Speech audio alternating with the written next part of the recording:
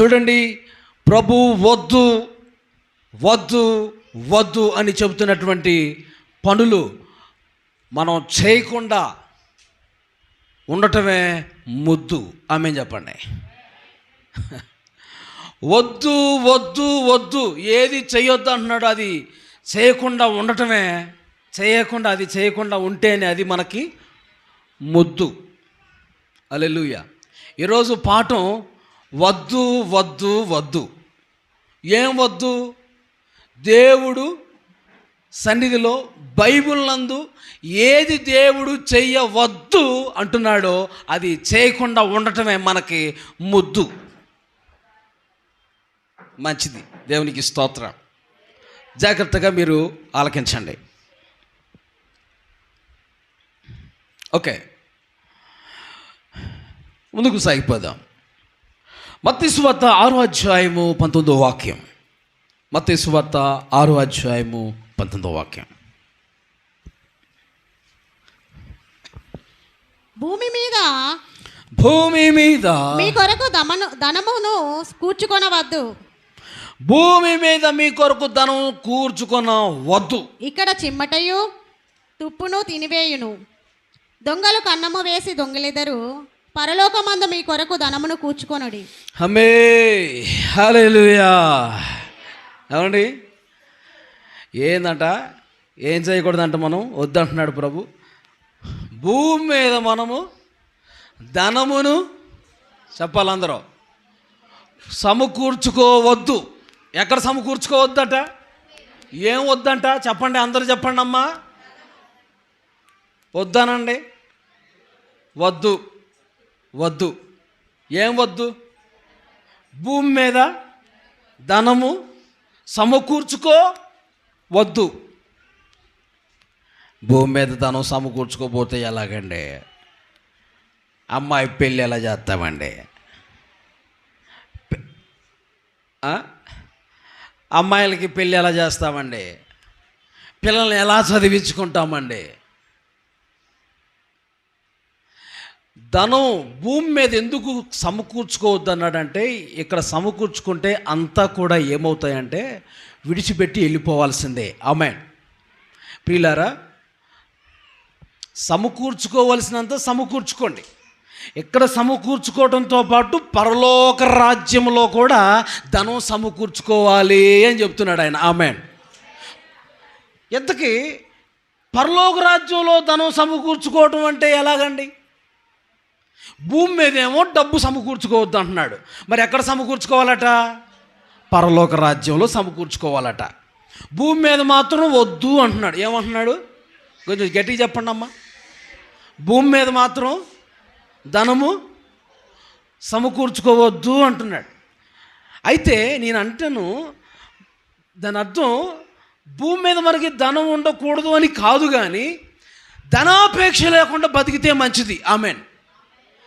దేవుని సన్నిధి కూడా ఆదివారం విడిచిపెట్టేసి నువ్వు వ్యాపారాలకి ఉద్యోగాలకి వెళ్ళిపోతే నువ్వు పరలోక రాజ్యం ఎలా పోతావు? నువ్వు పోనే పోవు. ఆమేన్ చెప్పండి. ఒక మాట చెప్పండి, ధనవంతులు పరలోక రాజ్యం పోతారు కానీ, చెప్పండి మీరు కూడా, ధనవంతులు పరలోక రాజ్యం పోతారు కానీ ధనాపేక్ష కలిగిన వారు పరలోక రాజ్యం పోరు. దాని అర్థం ఏంటి? దేవుని సన్నిధి కూడా విడిచిపెట్టి ఆదివారాలు పనికి వెళ్ళేవారు పరలోక రాజ్యం పోరు. అర్థమైందా? వ్యర్థమైందా? ఆమేన్. దేవుని కోసం ఒక్క పూట త్యాగం చేయలేని వాళ్ళు, యేసయ్య ప్రాణమే మన కొరకు త్యాగం చేస్తే పరలోకమే విడిచి మన కోసం వచ్చాడా? నువ్వు ఒక్క పూట దేవుడి కోసం త్యాగం చేయకపోతే, ఒక్క పూట దేవుని సన్నిధికి రాకుండా అదే రోజు కూడా నువ్వు పనికి వెళ్ళిపోతే, డబుల్ మాస్టరు, త్రిబుల్ మాస్టరు, 5 మాస్టర్లు 6 మాస్టర్లు పడతాయని చెప్పేసి ఆ రోజు కూడా పనికి పరిగెత్తితే, డ్యూటీకి వెళ్ళిపోతే, ఉద్యోగానికి వెళ్ళిపోతే, అమ్మా ఏదో సంపాదన వ్యాపారానికి వెళ్ళిపోతే, అంటే నీకేమున్నట్టు? ధనం మీద ఏముంది కావాలి? చెప్పాలి. నాకు ఆశ ఉంది. ఈ వారం కొంచెం ఎక్కువ డబ్బులు వస్తాయి కదా, కొంచెం దేనికో దానికి ఉపయోగపడతాయి అనుకుంటాం, కానీ ఉండవై. వేరే విధంగా వేరే దారిలో ఉండిపోతాయండి. దానికి ఒక రూట్ ఉంటుంది, ఆ రూట్లో ఉండిపోతాయి. ఆమేన్. ఎట్టి పరిస్థితుల్లో ధనము ఈ లోకంలో ఏదో పోగేసుకుందాం, సమకూర్చుకుందాం అని కాక దేవుడిచ్చిన దాంతో మనం తృప్తి, చెప్పండి అందరూ, దేవుడు మనకిచ్చిన దాంతో తృప్తి చెందుతూ దేవుని సన్నిధికి వస్తూ దేవుని మహిమపరుస్తూ మనం ఉందముగాక. అప్పుడు నీ పిల్లల చదువులకు దేవుడు తక్కువ చేయడు, వారి పెళ్ళిళ్ళకి ప్రభు తక్కువ చేయడు, అన్నీ ప్రభు సమకూరుస్తారు. ఆమేన్. హల్లెలూయా. ఏమండి చూడండి, పరలోక రాజ్యంలో మనం ధనం సమకూర్చుకోవాలట. ఈ లోకంలో దొంగలు పడతారు, దోచుకుంటారు. ఈ లోకంలో చెమటలు పట్టును పాడైపోవును. అక్కడ పరలోక రాజ్యంలో ధనం ఎలా సమకూర్చుకుంటామంటే ఈ లోకంలో దేవుని మందిరానికి కానీ ఏదైనా ఇస్తేనే.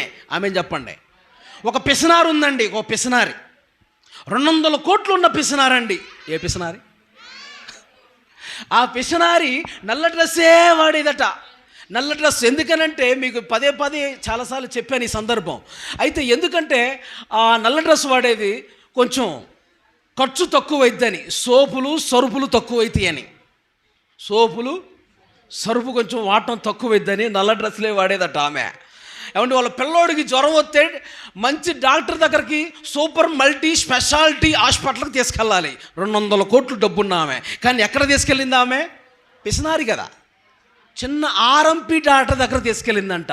ఆర్ఎంపీ డాక్టర్లో కూడా కొంచెం తెలిసి మంచి జ్ఞానం కలిగిన వాళ్ళు ఉన్నారు. ఈ తెలియని ఆర్ఎంపీ డాక్టర్ దగ్గరికి కొత్తోడి దగ్గర తీసుకెళ్ళిందండి ఆమె. తీసుకెళ్తే ఏమైంది? విషపు జ్వరముతో చచ్చిపోయాడు. కొన్ని రోజుల కంటే ఈమె కూడా చచ్చిపోయింది. ఎందుకు చచ్చిపోయింది, ఎందుకు ప్రాణం విడిచింది ఏమే అని పరిశీలిస్తే రిపోర్ట్లు ఉన్నాయి. రక్తము లేక చనిపోయెను. ఏమి లేక? చెప్పరా? తినలేదు. తింటే డబ్బులు అయిపోతాయేమోనని పిసినారు కదా. నేను చెప్తున్నాను, మీరు ఎంత కష్టపడతారో అంత మంచిగా తినండి. ఆమేన్. ఏదో పోగేద్దాం, ఏదో సమకూర్చేద్దాం అని చెప్పేసి తినకుండా రోగాలు పాలు అనారోగ్యం తెచ్చుకోకుండా అండోయ్ అమలారా, మీ అందరికీ నా వందనాలు. మంచి ఆరోగ్యంగా ఉండండి మీరు. దేవునికి స్తోత్రం. మీకోసం నిత్యం ప్రార్థన చేస్తున్నాం మేము. ఆ ప్రార్థన మిమ్మల్ని కాపాడుతుంది అంటానికి చెప్పండి. ఆ ప్రార్థనే మిమ్మల్ని కాపాడుతుంది అంటానికి సంశయం లేకుండా చెప్తున్నాను. మీ కొరకు ఉదయకాలం లేసి మేము ప్రార్థిస్తున్నాం. చీకటి తెల్లారి ఉదయకాలం వేకుని లేచి మీ అందరి కోసం ప్రతి వారి పేరు ఎత్తిపట్టి ప్రార్థన చేస్తున్నాం. మీ సమస్యల కోసం ప్రార్థన చేస్తున్నాం. ఆమేన్. హల్లెలూయా. ఆ ప్రార్థనే మనల్ని కాపాడుతూ వస్తుంది. మన కొరకు దైవజనులు మేరక గారు కూడా మినిస్ట్రీలో ప్రార్థిస్తున్నారు. వారి ప్రార్థన మమ్మల్ని కాపాడుతుంది, మా ప్రార్థన మిమ్మల్ని కాపాడుతుంది. ఆమేన్. హల్లెలూయా. ప్రార్థన కాపాడేదండి. మీరు ఒక్కోసారి మొండికేసి బలహీనతలు చేసినప్పుడు మొండికేసిన సందర్భాలులో కూడా ప్రభు మీకు సహాయం చేస్తూ వస్తున్నాడు. ఆమేన్. అన్నిసార్లు అలా మొండిగా ఉండకండి. ఆరోగ్యం కూడా కొంచెం జాగ్రత్తగా కాపాడుకోమని చెప్తున్నాను. దేవునికి స్తోత్రం. దైవజనులు యేసన్న గారు చనిపోయే ముందు చెప్పిన విషయం, మాకులాగా మీరు ఆరోగ్యం పాడు చేసుకోకండి, కొంతకాలం మంచిగా సేవ చేయండిరా, కొంచెం ఆరోగ్యాన్ని కాపాడుకోండి అని చెప్పేసి అని దైవజనులకి కొంతమందికి సలహా ఇచ్చారు. దేవునికి స్తోత్రం. దేవుని బిడ్డలారా గమనించండి. ప్రయాణాలు అయ్యి వాటర్ సరిగ్గా తీసుకోక కిడ్నీల్లో రాళ్ళు తయారయ్యి లేనిపోయిన ప్రాబ్లమ్స్ ఎదురయ్యి కిడ్నీలు ఫెయిల్ అయ్యి ఏమండి ఎన్నెన్నో బాధలకు ఎన్నెన్నో అనారోగ్యాలకి గురయ్యారు. కాబట్టి మంచి సలహాలు ఇస్తూ ఉన్నారు. నేను మీతో చెప్పేది ఏంటంటే, దేవుడు మీకు ఇచ్చిన ఆరోగ్యాన్ని మంచిగా కాపాడుకోండి. దేవుడు కాపాడకపోతే మనం ఎంత కాపాడుకున్నా వ్యర్థమే. అదొక ఎత్తు అయితే మనం కూడా ఆరోగ్యాన్ని కాపాడుకోవటం మరొక విషయం. దేవునికి స్తోత్రం. కొంతమంది మేము మీ ఇంటికి వస్తేనే ఎంతో ప్రేమ చూపిస్తూ ఎంతో మర్యాదలు చేస్తూ మీరు మంచిగా ఉండాలయ్యా, మీరు బాగుంటేనే కదా మేము బాగుండాలని ఎంతోమంది చెప్తూ మాట్లాడుతూ పరామర్శిస్తుంటారు. ప్రియ దేవుని బిడ్డలారు గమనించండి, మీరు మా క్షేమం ఎంత కోరుతున్నారో మాకంటే మేము చచ్చిపోయినా సరే మిమ్మల్ని బ్రతికించాలనే అంత ప్రేమ మీ పైన మాకుంది.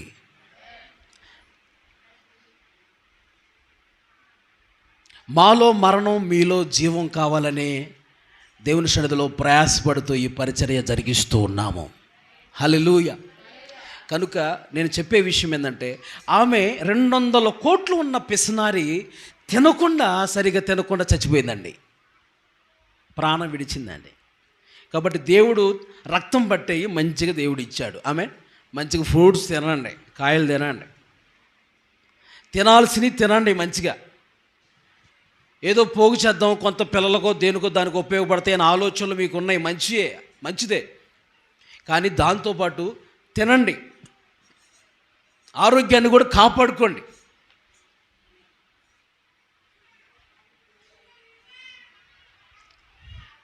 అయితే ఆమె చనిపోయినప్పుడు 200 కోట్లు తీసుకెళ్ళిందా? పాయింట్ అసలు ఇది. మొత్తం ఏం చేసిందండి? మొత్తం వదిలేసి వెళ్ళిపోయింది. బతుకున్నప్పుడు ఏమన్నా పిల్లికి భిక్ష వేసిందా? చర్చికి ఇచ్చిందా? అన్నీ ఆమె సొంతానికి వాడుకుంది, అన్నీ లోకంలో అనుభవించడమే, సమకూర్చి పక్కన పెట్టుకోవటమే. దేవుని కోసం రూపాయి ఇచ్చింది లేదు. అందుకని పరలోక రాజ్య బ్యాంకులో కూడా ఆమె డబ్బు ఉంటుందా? చెప్పరే, రూపాయి కూడా ఉండదు. ప్రభు చెప్పేది అదే, ఈ లోకంలో మీరు ధనం సమకూర్చుకోవద్దు, పరలోక రాజ్యంలో ధనం సమకూర్చుకోవాలంటే ఈ లోకంలో కొంచెం దేవుని పనికి ఏమైనా ఇవ్వండి. ఆమేన్. పిసినారులుగా మీ కొరకే బతికినంతకాలం మీ జీవితకాలం వాటికే, మీ ఇల్లు, మీ పిల్లలు, మీ భర్త, మీ జీవితం వాటికే కాదు, కొంచెం నా గురించి కూడా ఆలోచన చేయండి అంటాడు యేసయ్య. ఆమేన్ చెప్పండి. నా మందిరం గురించి కూడా ఆలోచించండి అంటాడు. స్తోత్రం చెప్పండి. హల్లెలూయా. అందరూ తమ సొంత కార్యాలనే, బైబిల్లో ఉంది కదా, ఫిలిప్పీ పత్రికలో ఏముందండి? అందరూ తమ సొంత కార్యాలనే తలంచుచున్నారు కానీ యేసుక్రీస్తు కార్యాలను తలంచకుండా ఉన్నారట. ఫిలిప్పీ గ్రంథంలో పత్రికలో అంటాడు. కాబట్టి ప్రియులారా, దేవుని కార్యాల కొరకు మనం ఏదైనా చేస్తేనే పరలోక రాజ్య బ్యాంకులో మన డబ్బు ఉంటుంది. ఆమేన్ చెప్పండి. ఈ లోకంలో ఎన్ని బ్యాంకుల్లో నీ డబ్బున్నా, ఎన్ని బ్యాంకులు ఉంటే అన్ని బ్యాంకుల్లో నీ డబ్బులున్నా అసలుగా ఉండాల్సింది ఏ బ్యాంకులో చెప్పరా? అక్కడ ఆ బ్యాంకులో నీ డబ్బు ఉండాలి. అక్కడ లేకుండా ఈ లోకంలో ఎన్ని బ్యాంకుల్లో నీ డబ్బులు ఉన్నా అన్నీ కూడా మొత్తం విడిచిపెట్టి వెళ్ళాల్సిందే. అందుకనే అక్కడ మీరు ఎంత సమకూర్చుకుంటారు, ఇక్కడ ఎంత దేవుని పనికిస్తే అక్కడ అంత సమకూర్చుకుంటారండి. హల్లెలూయా. మన మనసంతా దేని మీద ఉండాలి? పరలోకం మీదే ఉండాలి. మన మనసంతా దేని మీద ఉండాలి? దేవుని రాజ్యం మీదే ఉండాలి. హల్లెలూయా. గట్టిగా స్తోత్రం చెప్పండి. అదే రెండో విషయం మీతో మాట్లాడు. నిర్గమాకాండం 23వ అధ్యాయము 32వ వచనం. నిర్గమాకాండము 23వ అధ్యాయము 32వ వచనం. నీవు వారితోనైనను వారి దేవతలతోనైనను నిబంధన చేసుకొనవద్దు. నీవు వారి దేవతలను సేవించిన యెడల అది నీకు ఉరియగును గాక. చూడండి, రెండోది వద్దు అంటున్నాడు. ఏ వద్దట? వారితో అంటే అన్యులతో నిబంధన చేసుకోవద్దు, వారి దేవతలతో కూడా నిబంధన చేసుకోవద్దు. ఆమేన్. ఇటు చూడండి, ఎవరితో నిబంధన చేసుకోవద్దు? అన్యులతో. అన్యుల పిల్లలకి నీ పిల్లల్ని ఇవ్వకూడదు, అన్యులతో సహవాసాలు చేయకూడదు. దేవుని పిల్లలకే దేవుని పిల్లల్ని ఇవ్వాలి. ఆమేన్. దేవుని నమ్మిన వారికే మన పిల్లల్ని ఇవ్వాలి, నమ్మని వారికి ఇవ్వకూడదు. అబ్రహాము బైబిల్లో మీకు తెలుసు కదండి, తన ఉన్న ప్రాంతంలో అన్యులు ఉన్నారు. అయితే అన్యులకి ఇవ్వచ్చుగా, ఇవ్వలేదు. ఎలియాజరును పంపించాడండి వాళ్ళ బంధువుల యొద్దకట. Praise the lord. తన స్వజనుల యొద్దకు, అంటే తన స్వజనులు అనగా దీన్ని బట్టి మనకేమర్థమవుతుందంటే దేవుని నమ్మినటువంటి బిడ్డలుగా ఉన్నటువంటి వారిని మనం చేసుకోవాలి. దేవునికి స్తోత్రం. దేవుని నమ్మినటువంటి వారిని పిల్లలనే మనం చేసుకోవాలి. మన పిల్లలను వారికి ఇవ్వాలి. కానీ అన్ని జనులతో సహవాసం చేయొద్దు, అన్ని జనులతో ఏమండి మన పిల్లల్ని, అన్ని జనులకు మన పిల్లల్ని ఇవ్వద్దు అని ప్రభు మాట్లాడుతున్నాడు. వారి దేవతలతో ఏమంటున్నాడండి ఇక్కడ? నిబంధన చేసుకోవద్దు, ప్రమాణాలు చేయొద్దు. ఆమేన్. దుష్ట సాంగత్యం మంచి నడవడిని చెరుపును. కాబట్టి అన్యులతో సహవాసాలు చేయొద్దు. ఏమండి? అన్యులతో, తిరుగుబోతులతో సహవాసాలు చేయొద్దు, తాగుబోతులతో సహవాసాలు చేయొద్దు, తిండిబోతులతో సహవాసాలు చేయొద్దు. ఏమండి? మంచి వారితో, పరిశుద్ధమైన వారితో, దేవుని బిడ్డలతో సహవాసం చేయండి. హల్లెలూయా. అన్యులతో, అన్యుల పిల్లలతో వింటున్నారా? యూత్, యవనస్తులారా, అన్యుల పిల్లలతో సహవాసాలు చేయకండి. దేవుని నమ్మని పిల్లలతో సహవాసాలు వద్దు, అవసరం లేదు. దేవుని నమ్మిన వారితో సహవాసాలు చేయండి. వారి క్రియలు మనం చేయకూడదు. ఆమేన్. వారి పనులు వంటి పనులు మనవి కాదు. వాళ్ళ పనులు వేరు, మన పనులు వేరు. గట్టిగా ఒకసారి స్తోత్రం చెప్దాం. కాబట్టి మనం వేరుగా ఉండాలి, అన్యులకు వేరుగా మనం ఉండాలి. వారితో నిబంధనలు చేసుకోవద్దు, వాళ్ళతో ప్రమాణాలు చేయొద్దు, వాళ్ళతో సహవాసాలు చేయొద్దు అని ప్రభు చెబుతున్నాడు. రెండవదిగా ఆమేన్. ఒకటి, ధనం సమకూర్చుకోవద్దు అన్నాడు. అది చేయకుండా ఉంటేనే మనకి ముద్దు, ఆశీర్వాదం. హల్లెలూయా. రెండోది, అన్యులతో నిబంధనలు చేసుకోవద్దు అంటున్నాడు ఆయన. ఆ నిబంధన, వాళ్ళతో సహవాసాలు చేయకుండా ఉండటమే మనకి ముద్దు, మంచిది. సోదర అవండి. కొంతమంది కొన్ని కొటేషన్లు ఉంటాయి కదా, వేగం వద్దు, ఏంది, ప్రాణం ముద్దు. టైట్లు, వేగం వద్దు, ప్రాణం ముద్దు. కారుల మీద, వెనకాల బైకుల మీద రాసుకుంటారు కదా.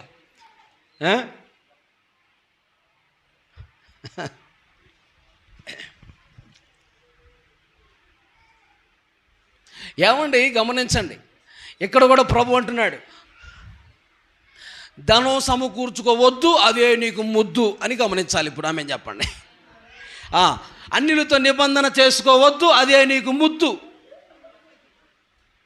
అది మంచిది అని ప్రభు మాట్లాడుతున్నాడు. స్తోత్రం చెప్పండి. నెంబర్ 3, సామెతలు 3:7. సామెతలు 3:7, 3:7. నేను జ్ఞానిని కదా అని నీవు అనుకొనవద్దు. నేను జ్ఞానిని కదా అని నువ్వు అనుకొనవద్దు.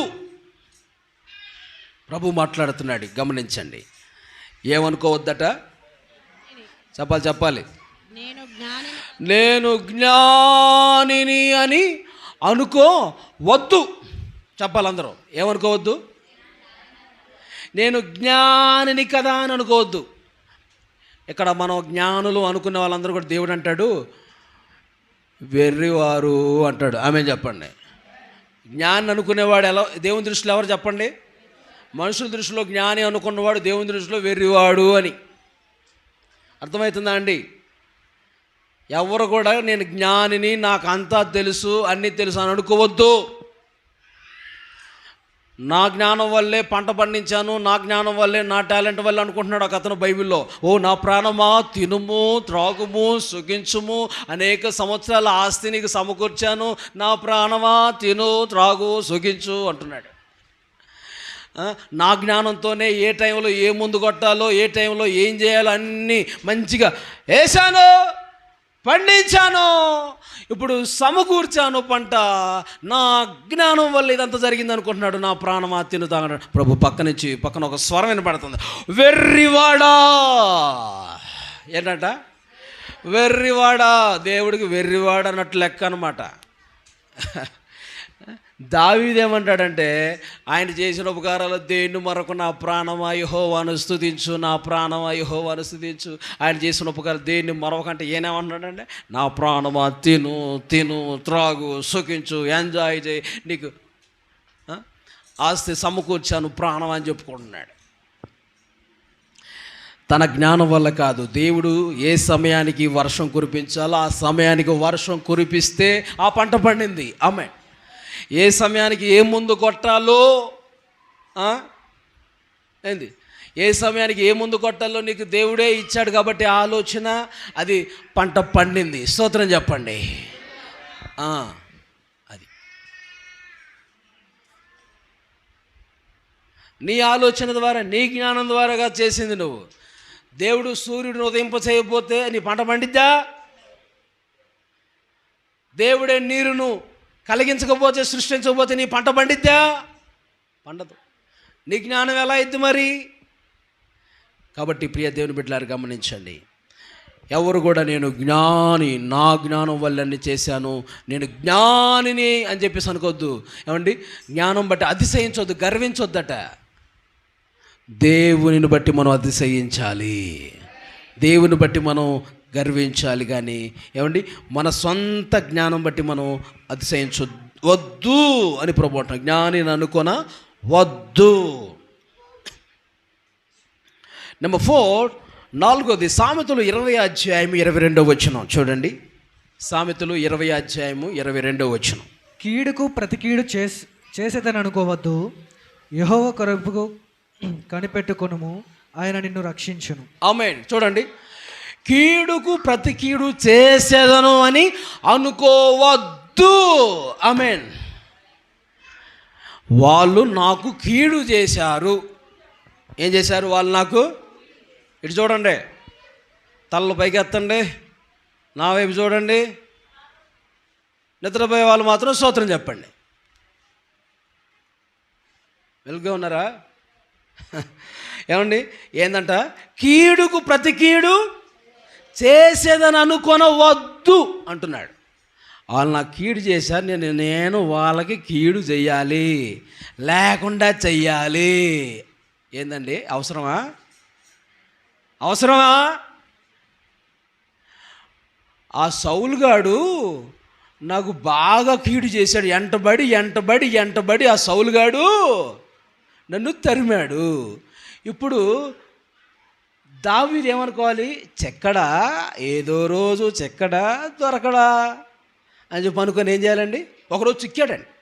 సౌలు అండి, బైబిల్లో సౌలు ఎంటబడి దావీదును తరిమాడు. ఏమంటే తరిమాడు. ఎందుకు తరిమాడు?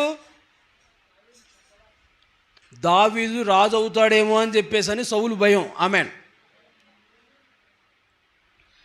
దావీదుకి 10,000 జయజయులు, సౌలుకు 1000 జయజయులు అనేసరికి ఆయనకి ఎక్కడ లేని మచ్చరం కోపం వచ్చి ఇంకా ఆయన అంటపడుతున్నాడు. ఇంకా ఆయన ఎప్పుడు చంపుదామని, ఇన్ని రాజు చేస్తారని నా బదులు రాజు చేసేలాగున్నారని చెప్పేసి. అయితే ఎంటబడి ఎక్కడ పడితే అక్కడ చంపడానికి ప్రయత్నం చేస్తూ ఉన్నాడు దావీదు చంపడానికి సౌలు.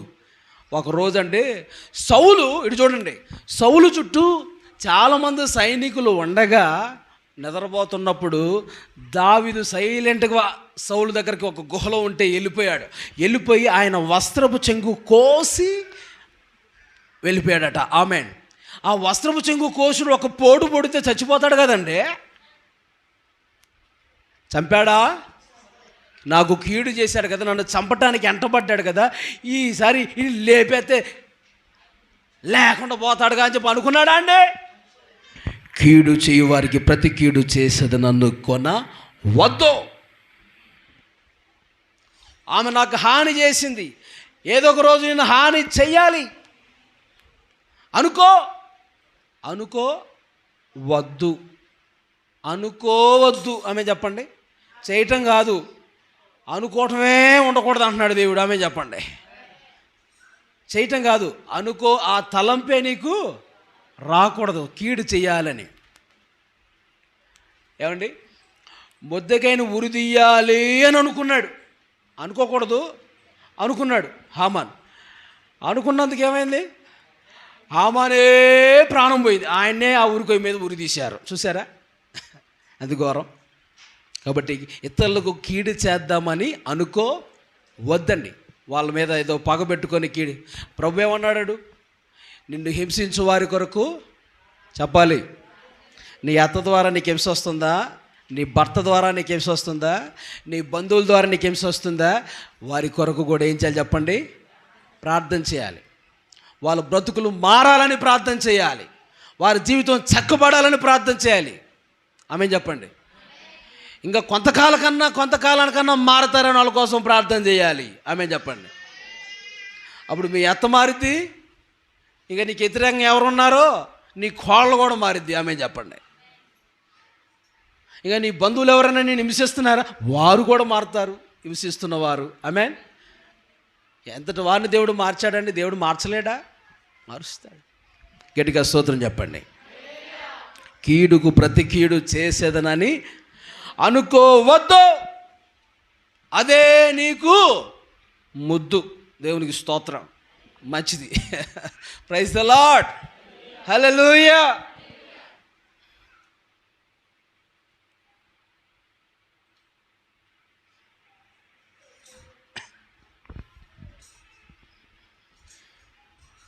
ఈ రోజుల్లో చాలామంది ఎంత నష్టపోతున్నారో భయంకరమైన పరిస్థితుల్లో మనం ఉంటూ ఉన్నాం. ఏమే కీడు చేస్తారండి, కీడు చేస్తారు. యవనస్తులు ఈ మధ్య లవ్లో పడిపోతున్నారు. ఈ మధ్య లవ్లో పడిపోయి ఏమండి ఏం చేస్తున్నారు? లవ్ ఫెయిల్యూర్ అయిపోయి అంతే. మరి కొంతమంది అలా చేసుకుంటున్నారు. చేసుకొని ఏం చేసుకుంటున్నారు తర్వాత అది చేసుకోనండి. ఫస్ట్ అంటాడంట, నువ్వంటే నాకు పిచ్చి ఇష్టం అంటాడండి. నువ్వంటే నాకు పిచ్చి ఇష్టం, నువ్వంటే పడి చస్తానంటాడట. నువ్వంటే పడి చచ్చేంత ఇష్టం అమ్మా. దాని అర్థం చచ్చేంత ఇష్టం అమ్మ. అయితే పెళ్లి చేసుకున్న తర్వాత పడేసి అంటాడట.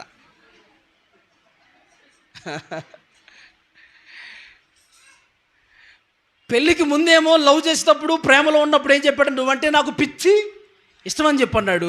పెళ్లి చేసుకున్న తర్వాత కింద పడేసి అంటున్నాడు. ప్రేమ ఏమైపోయిందండి? అదే మరి లోక ప్రేమలు అలానే ఉంటాయి. మరి స్వార్థపూరితమైనవి కదా. అవసరానికి వాడేసుకొని నిన్ను వదిలేసేయి. స్వార్థపూరితమైన ప్రేమలు కీడు కలగ చేసేయి. ఆమెన్. కీడులో పడకుండా జాగ్రత్త పడండి. ఆమెన్. మళ్ళీ వాళ్ళు నాకు కీడు చేశారు, నేను కూడా వాళ్ళకి కీడు చేయాలని చెప్పి ఏమే ఆయన ఈ తలకాయ నొప్పులన్నీ ఎందుకంటారు ఏమండి? జాగ్రత్త కలిగి ఉందాం. నెక్స్ట్ చూడండి, మరొక విషయం మీతో మాట్లాడు. మత్తయి సువార్త 5:42. మత్తయి సువార్త 5:42. నిన్ను అడుగువానికి ఇమ్ము, నిన్ను అప్పు అడుగగోరు వాని నుండి నీ ముఖము త్రిప్పుకొనవద్దు. చాలండి. ఇది చూడండి ఒకసారి అందరూ. నిన్ను అడుగు వారికి ఇయ్యి అంటున్నాడు. అప్పు అడిగితే ముఖం మాత్రం పక్కకి తిప్పుకోవద్దు అంటున్నాడు. చూడండి, అప్పు అడిగిన వారికి ఏం చేయాలంటే మనం చెప్పండి, అందరూ నోరు తెరిచి చెప్పండి. అప్పు అడిగిన వారికి ఏం చేయాలి చెప్పాలి.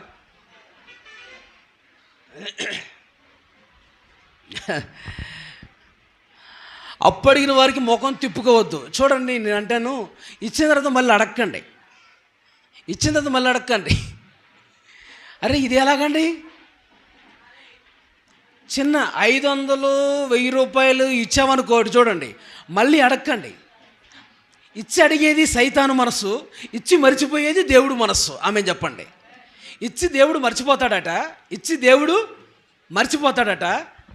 ఇచ్చి కావాలని అడిగేది దేవుని మనసు కాదు అది. ఆమెన్. ఇచ్చి అడిగేది దేవుని ఇచ్చేసి మళ్ళా నాకు ఇచ్చేయి అడిగేది దేవుని మనసు అసలు కాదు. చూడండి, నా వైపు చూడండి, మీకు అర్థమయ్యేలా చెప్తాను. అప్పు అడిగిన వారికి మనం ఏం చేయాలి? ముఖం తిరుపుకోవద్దు. చెప్పండి, తిరుపుకో. ఇటు తిరుగుతారండి అంటే దాని అర్థం నేనేమోనో అన్నట్లు లెక్క అనమాట. అడిగితే కొంతమంది డైరెక్టర్ చెప్పగా ఏం చేస్తారు, ముఖం త్రిప్పుకుంటారట. ఇటు చూడండి, ఎక్కువ మొత్తంలో తీసుకుంటే అప్పు, ఎక్కువలో తీసుకుంటే ఎవరి దగ్గరన్నా అప్పు, వారు ఖచ్చితంగా తీసుకున్న వాళ్ళు ఇవ్వాలి. ఆమె చెప్పండి. ఎక్కువ మొత్తంలో అప్పు తీసుకుంటే తప్పకుండా తీసుకున్న వాళ్ళు వీళ్ళు అప్పుడు అడగొచ్చు. కొంచెం ఇచ్చి 100 రూపాయలు ఇచ్చి 500 ఇచ్చి వాళ్ళని అడిగితే మరలా బాగోదు. అది ఎక్కువ మొత్తంలో ఇచ్చినప్పుడు అడిగితే అది తప్పుగా భావించబడదు. ఆమేన్. ఎక్కువ మొత్తంలో ఇచ్చినప్పుడు అయినా తీసుకున్న వాళ్ళకన్నా బుద్ధి ఉండాలా? ఆమె 20,000 ఇచ్చింది, 50,000 ఇచ్చింది, తీసుకెళ్ళి ఇవ్వాలి, ఆ టయానికి ఇవ్వాలన్నా ఇంకిత జ్ఞానం ఉండాలా లేదండి? లోకంలో జరుగుతున్న విషయాలు నేను మీతో తెలియచేస్తున్నాను. ఆమేన్. ఇచ్చిన తర్వాత ఏదో తక్కువ ఒక 100 రూపాయలు 500 నువ్వు అలా ఇస్తే మళ్ళీ అడగండి. వాళ్ళ దగ్గర లేనట్టునే పాపం ఉన్నప్పుడు ఇస్తారు. ఆమేన్. ఉన్నప్పుడు ఇస్తారండి.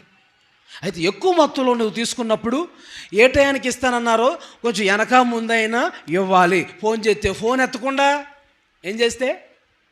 ఫోన్ ఎత్తకుండా ఫోన్ బ్లాక్ లిస్ట్లో పెట్టేసి పిచ్చి పిచ్చి పనులను చేశారనుకోండి, ఇంకోసారి వాళ్ళకి ఇవ్వాలనిపించిద్దా? అయితే మొత్తానికి ఏంటంటే ఇక్కడ పాఠం ఏంటంటే, నిన్ను అప్పడుగు వారికి మాత్రం ముఖం త్రిప్పుకోకుండా మనం ఉండాలి. మంచి మాటలు కదా అది. దేవునికి స్తోత్రం. ముఖం తిప్పుకోకుండా, ఒకవేళ ఎవరన్నా 100 రూపాయలు కావాలన్నా, ఒక 50 రూపాయలు కావాలన్నా అని ఇబ్బందుల్లో ఉండి అడిగారు అనుకో, ఏం చేయ, ముఖం తిప్పుకుంటావా? తిప్పుకోవటం అది మంచి పద్ధతి. నిన్ను అడుగు వారికి ఇమ్ము. ఆమేన్. ఇవ్వాలండి. ఇచ్చే మనసు దేవుడి మనస్సు. చెప్పండి, అందరూ చెప్పాలి. ఇచ్చే మనస్సు దేవుని మనస్సు. దేవుళ్ళలాగా సహాయం చేశాడండి ఆ టైంలో. హల్లెలూయా. నాకు 10,000 కరెంటు బిల్లు కట్టాలండి.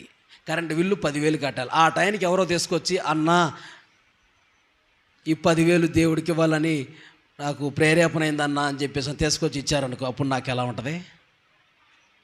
అబ్బా ప్రభువా, కరెక్ట్ సమయానికి తీసుకొచ్చారయ్యా, టయానికి మీరు సహాయం చేశారయ్యా అని చెప్పేసి నేనేం చేస్తాను, దేవుణ్ణి స్తుతిస్తాను. దేవుళ్ళలాగా వచ్చారు అని చెప్పేసి అని ఎంత సంతోషిస్తామండి. దేవుడు సహాయం చేసినందుకు ఎంతగానో మనం దేవుణ్ణి స్తుతిస్తాను. హల్లెలూయా. అదన్నమాట. నెక్స్ట్ పాయింట్, రోమపత్రిక 14:1. నేను ముగించడానికి సిద్ధంగా ఉన్నాను. ఇంకా 2-3 విషయాలు చెప్పి ముగిస్తాను. చూడండి, విశ్వాస విషయమై బలహీనుడైన వారిని చేర్చుకొనుడి. ఆయనను సంశయములను తీర్చుటకు వాదములను పెట్టుకొనవద్దు. వాదములు పెట్టుకోవద్దు. వద్దండి, వాదాలు వద్దు. వాదాలు పెట్టుకో. చెప్పండి అందరూ, వాదములు పెట్టుకోవద్దు. గొడవలు ఎప్పుడవుతాయో తెలుసా అండి? గొడవ దేని దగ్గరకు వచ్చి తెలుసా? ఎక్కువ శాతం డబ్బు దగ్గరే. ఇంట్లో ఏమి లేనప్పుడు పిచ్చెక్కితే ఇంకోళ్ళకే పిచ్చోళ్ళు అయిపోతారు. ఇంకా డబ్బు లేనప్పుడు పిచ్చోళ్ళు అయిపోయి, నువ్వేం చేసి రావట్లేదు, నాకు ఇంట్లో ఏమి లేవు ఆమె అంటూ ఉంటుంది. ఈయనేమో ఈయనకి పిచ్చెక్కుతూ ఉంటుంది. ఏమండి, ఇంత గొడవగా అంత నెమ్మది లేకుండా అయిపోతూ ఉంటుంది. కుటుంబాల్లో జరిగాయండి లోకంలో. ఎక్కువ శాతం డబ్బులు ఏమి లేనప్పుడు ఇంట్లో ఇంకా గొడవలు స్టార్ట్ అవుతూ ఉంటాయి. ఆమేన్.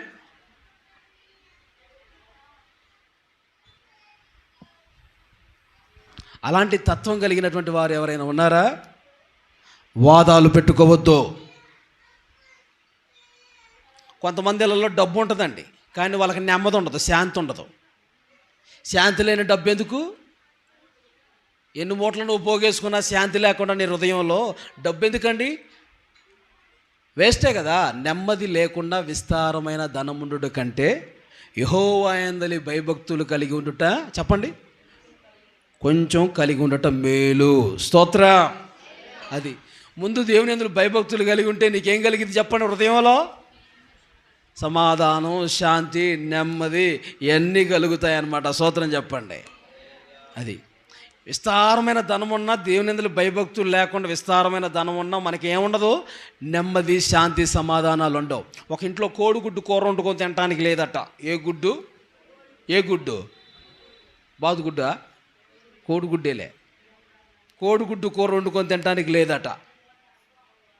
చూడండి పరిస్థితులు ఎలా ఉన్నాయో. అన్నీ ఉన్నాయి, కానీ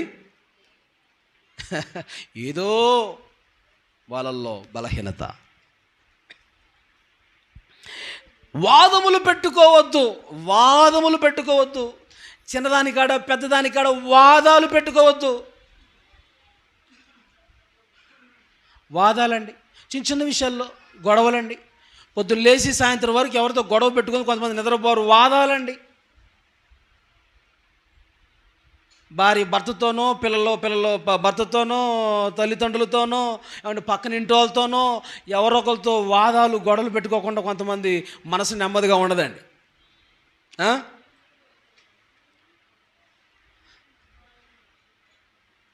ఎవరితో నీ వాదాలు, ఎవరితో గొడవలు?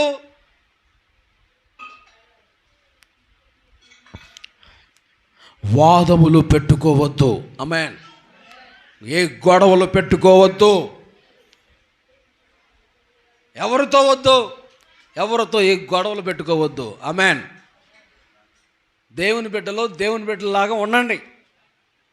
వాదాలు పెట్టుకునే వాళ్ళు దేవుని బిడ్డలు అవుతారా? సైతాను బిడ్డ, పాము బిడ్డ అనండి. పాముకు సంబంధించిన వాళ్ళు సైతాను బిడ్డలు. వారు వాదాలు పెట్టుకునే వాళ్ళంటే వాళ్ళలో సొనుగులు, సంశయాలు, గొడవలు ఎన్ని ఉంటాయి. వారు దేవుని పిల్లలు కారు అని ఫిలిప్పీ పత్రికలో అన్నాడు. కాబట్టి వాదాలు పెట్టుకోవద్దు. ఆమేన్. నీ పక్కనింటి వాళ్ళ మీద వీళ్ళ మీద వాదాలు పెట్టుకోవద్దు. నీ కుటుంబంలో వాదాలు ఉండకూడదు.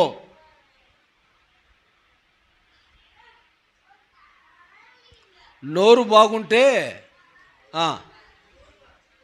చెప్పండి, నోరు బాగుంటే ఊరు బాగుంటుంది, నీ ఇల్లు కూడా బాగుంటుంది. మరి ఆమె చెప్పండి.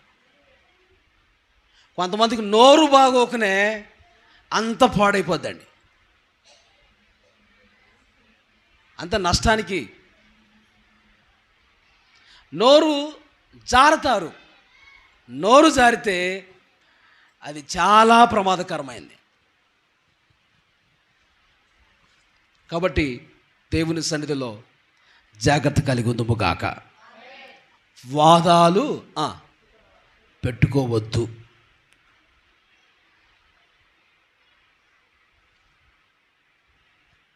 నెక్స్ట్,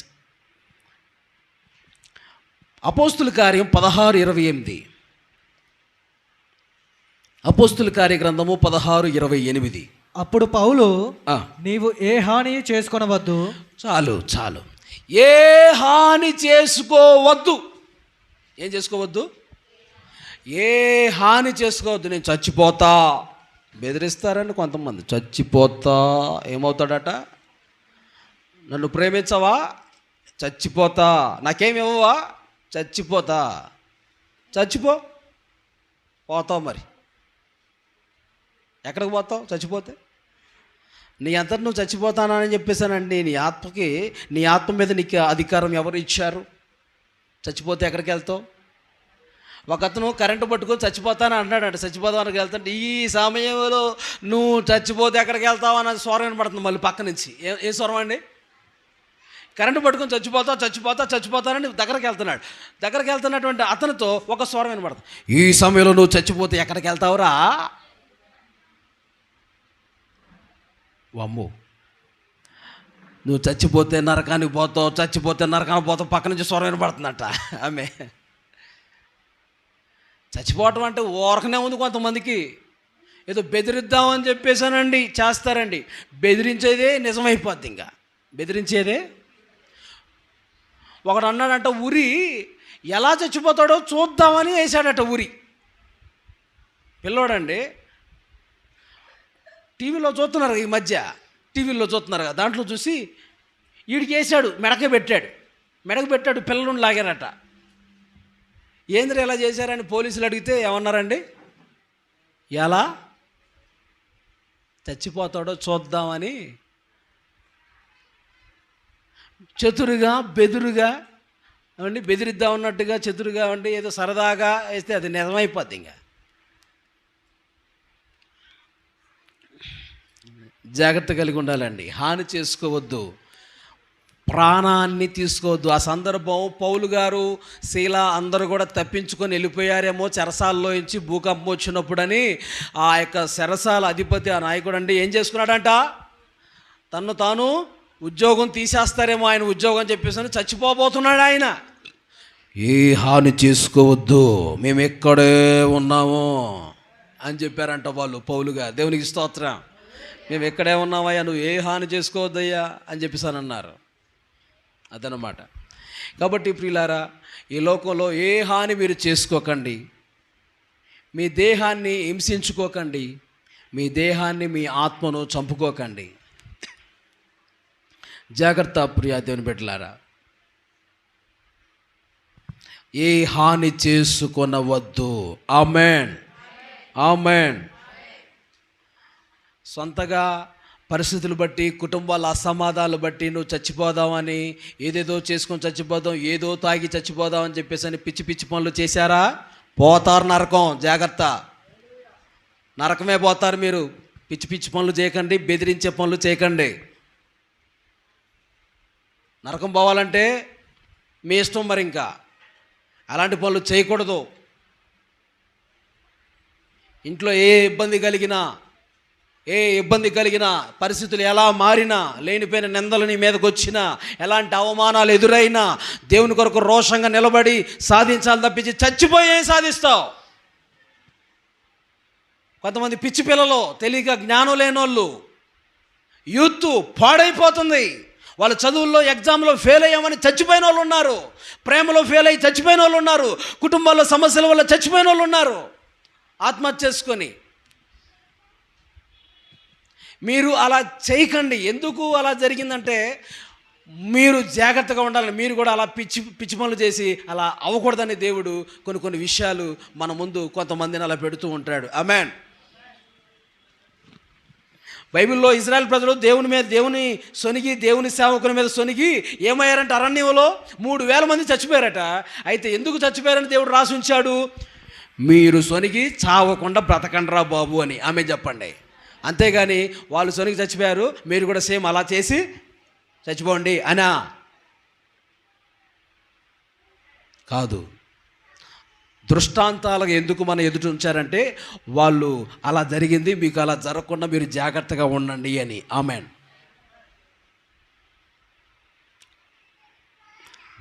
నేను ముగించడానికి సిద్ధంగా ఉన్నాను. చివరి మాటలు జాగ్రత్తగా ఆలకించండి. 2వ యోహాను పత్రిక 1వ అధ్యాయం 10వ వచనం. 1వ అధ్యాయం 10వ వచనం.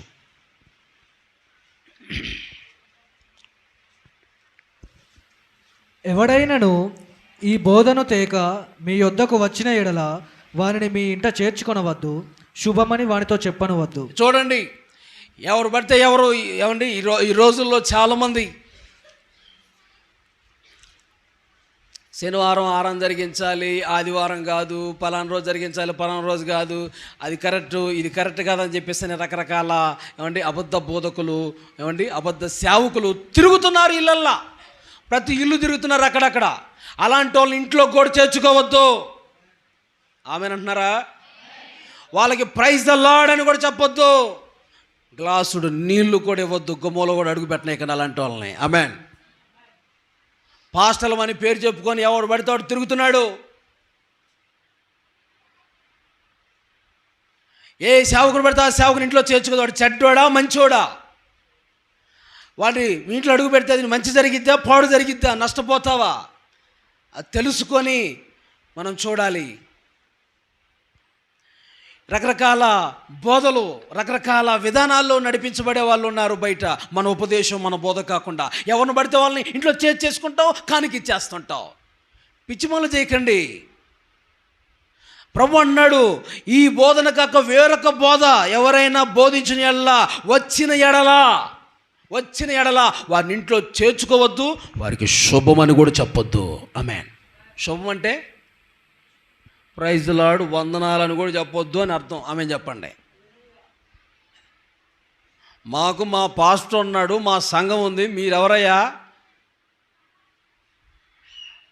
మాకుండే క్రమాలు మాకున్నాయి, మీరెవరయ్యా? కొత్తవి చెబుతున్నావు మాకయ్యో. శుక్రవారం ఆరాధన అంటున్నావు, ఆదివారం శనివారం ఆరాధన అంటున్నావు, ఆదివారం కాదు ఆరాధన చేసేది అంటున్నావు. ఇంకా వేరే ఏయో చెప్తారండి. ఆత్మ లేదంటాడు, ఏదో పిచ్చి పట్టినాడు. ఆత్మ లేదు, త్రిత్వం లేదు, అది లేదు ఇది లేదని చెప్పే సేవకులు ఎవడు పడితోడు తిరుగుతున్నాడు. సేవకుడు పాస్టర్ అంట. అలాంటి వాళ్ళు మీ ఇంట్లో చేర్చుకోవద్దు. చేర్చుకుంటారా? Get out. ముందు బయటికి వెళ్ళండి అని చెప్పండి. ఆమేన్. వారి మాటలే అర్థమైపోతాయి. అప్పుడే మీరు గ్రహించి మీరేం చేయాలి? ఇతను మన బోధకు సంబంధించినోడు కాదు, మన క్రమాలకు సంబంధించిన వారు కాదు, వేరే వాళ్ళని తెలుసుకొని మనం ఏం చేయాలి? వారిని బయటికి పంపించేసేయాలి. మొహమాటం కూడా ఉండకూడదు ఆ సందర్భంలో. ఆమేన్. మీరు ఏ ఉపదేశంలో ఏ సంఘములో ఇప్పుడున్నారో అంతవరకు చచ్చిందాకా, మన ప్రాణం పోయేంత వరకు ఈ సంఘములోనే సహవాసములోనే నాటబడి ఉందురుగాక. హల్లెలూయా. ప్రాణం పోయేంత వరకు నువ్వు ఏ సహవాసం సంఘములో ఇప్పుడున్నావో చివరి దాకా ఆ ఉపదేశంలో, ఆ బోధలోనే, ఆ క్రమాల్లోనే ఎదుగుతూ సిద్ధపడితేనే నువ్వు దేవుని రాజ్యానికి నువ్వు ఎత్తబడతావు. హల్లెలూయా. ఇంకా వేరే వేరే కొత్త బోధలు, ఏ బోధలు పడితే ఆ బోధలు ఏ పడితే అయ్యి ఇని మనంతటా మనం పాడు కాకుండా, నష్టం కాకుండా చూసుకుందాము గాక. ఆఖరిగా, నేను బాలుణ్ణని అనుకోవద్దు. స్తోత్రం. బాలుణ్ణని ఇర్మియా గ్రంథం 1:7 అంటాడు. నేను బాలుణ్ణని అనుకోవద్దు. యెహోవా నాకు ఇలాగు సెలవిచ్చెను, నేను బాలుడననవద్దు. నేను నిన్ను పంపువారి అందరి యొద్దకు నీవు పోవలెను. ప్రభువా, నేను చిన్నపిల్లడు నాయన, నాకేం తెలియదు నాయన. అయ్యా, మోషే కూడా అంటాడు కదా, ఏమంటాడు మోషే? ప్రభువా, నేను పరో దగ్గరికి వెళ్ళి చెప్పాలంటే నేను అంత ధైర్యం నాకు లేదయ్యా, నేను ఏదో నత్తేవాడిని ప్రభా, నేను మాట్లాడాను ప్రభా అన్నట్టుగా అక్కడ చెబుతూ ఉన్నప్పుడు ప్రభు అన్నాడు, నేను నీ నోటికి తోడై ఉంటాను, అహరోను కూడా నీకు ఇచ్చి పంపిస్తాను, వెళ్ళు అని చెప్తాడు ఆయన. స్తోత్రం చెప్పండి. ఏమండి, బైబిల్లో దావీదు గొలియాతు మీకు తెలుసు కదా. దావీదు చిన్న బాలుడు, గొలియాతు పెద్ద వీరుడు. అతన్ని ఏం చేశాడండి? అమ్మో ఇంత పెద్ద వ్యక్తి నేను ఎలా జయించగలను భయపడ్డా? నేను బాలుడిని కదా అనుకున్నాడా? ఇటు చూడండి నా వైపు. బాలుడినని అనుకోలేదు. అంత పెద్ద గొలియాతును కూడా ఏమన్నాడు తెలుసా? ఈడెంత అన్నాడు. ఏమని చెప్పండి. వీడు ఎంత, ఈ సున్నతి లేని పిలిచి ఈడెంత అన్నాడండి. చూసారా? అడవిలో మేకలు గొర్రె పిల్ల కాస్తంటే ఎలుగుబంటి వచ్చింది, సింహం వచ్చింది, దాన్ని చంపానే, వాటి నుంచి విడిపించానే, ఈ గొలియాతు ఈడెంత అని చెప్పేసి అన్నాడు. స్తోత్రం చెప్పండి. హల్లెలూయా. కాబట్టి బాలున్నాను అనుకోవద్దు. చిన్న చిన్న విశ్వాసి ద్వారా, చిన్న చిన్న వ్యక్తుల ద్వారా దేవుడు ఏం చేస్తారు చెప్పండి? గొప్ప గొప్ప కార్యాలు ప్రభువు చేస్తారు. హల్లెలూయా. చిన్న పెద్ద అని కాదు, దేవుడు చిన్న చిన్న పిల్లల ద్వారా దేవుడు గొప్ప గొప్ప కార్యాలు ప్రభువు చేస్తారు. బాలుడినని అనుకోవద్దు, మాకేం చేత కాదు అని మనం అనుకోవద్దండి. ఆమేన్. అదనమాట. కాబట్టి దేవుని సన్నిధిలో పలకబడిన ఈ మాటలు మనం చేయకుండా, ఏవైతే చేయవద్దు అని ప్రభు చెబుతున్నాడో వాటిని చేయకుండా ఉండటమే మనకి ముద్దు, మంచిది, మేలు. హల్లెలూయా. ఒకసారి చెప్పండి, అందరూ రిపీట్ చేసుకుందాం. ఏం చేయొద్దట మనం? భూమి మీద ధనము సమకూర్చుకోవద్దు. 2, అన్యులతో సహవాసం చేయొద్దు, నిబంధన చేసుకోవద్దు. 3, నీ జ్ఞానం అనుకోవద్దు. 4, కీడు చేసి అడగ ప్రతి కీడు చేద్దామని అనుకోవద్దు. 5, అప్పు అడుగు వారికి ముఖం త్రిప్పుకోవద్దు. 6, వాదాలు పెట్టుకోవద్దు. 7 ఏ హాని చేసుకోవద్దు. 8